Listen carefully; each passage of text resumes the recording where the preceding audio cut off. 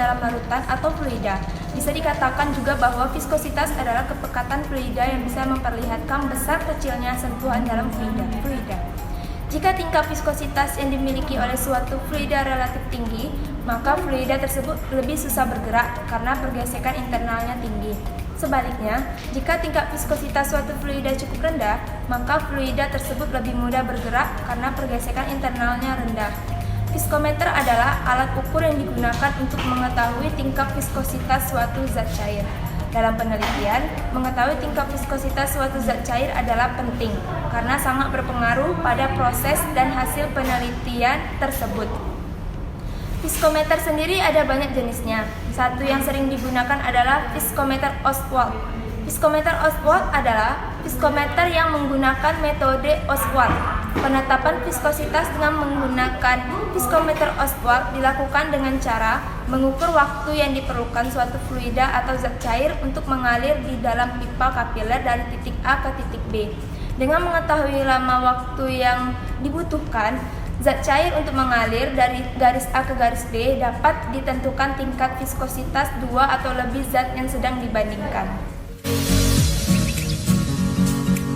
Alat dan bahan. Alatnya yang pertama beker glass, yang kedua viskometer Ostwald, yang ketiga piknometer, yang keempat timbangan analitik, dan kelima pipet ukur, yang keenam statif dan klem, dan yang ketujuh stopwatch. Bahannya yaitu aquades, propilen glikol, aseton, dan gliserol. Cara prosedur kerjanya: A. Menentukan massa jenis. 1. Timbang piknometer kosong. Kedua, masukkan aquades ke dalam piknometer yang diketahui beratnya hingga penuh. 3. Ditimbang massanya untuk menentukan massa air. 4. Lakukan hal yang sama untuk larutan aseton, gliserol, dan propilen glikol.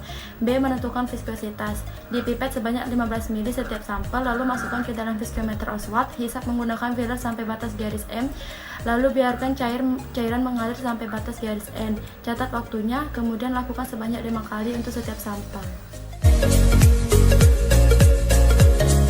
Baiklah, di sini saya akan menjelaskan tentang perhitungan viskositas Ostwald. Sampel yang saya gunakan adalah aquades. Rumusnya N sama dengan N0 dikali T dikali P per T0 dikali P0. N0-nya kita ketahui 0,00796 dikali T-nya 0,60 dikali P-nya 0,9954 dibagi T0 0,658 dikali P0-nya 0,9954. Hasilnya dapat diperoleh yaitu 0,007258 N per M kuadrat. Simpulkan bahwa untuk menentukan viskositas suatu larutan dapat dilakukan dengan menggunakan viskometer Ostwald, yaitu dengan mengukur waktu yang dibutuhkan bagi sampel untuk lewat antara dua tanda ketika ia mengalir karena gravitasi melalui suatu tabung kapiler vertikal. Pengaruh kadar larutan terhadap viskositas juga berbanding lurus, di mana jika larutan memiliki konsentrasi tinggi maka akan tinggi pula viskositasnya.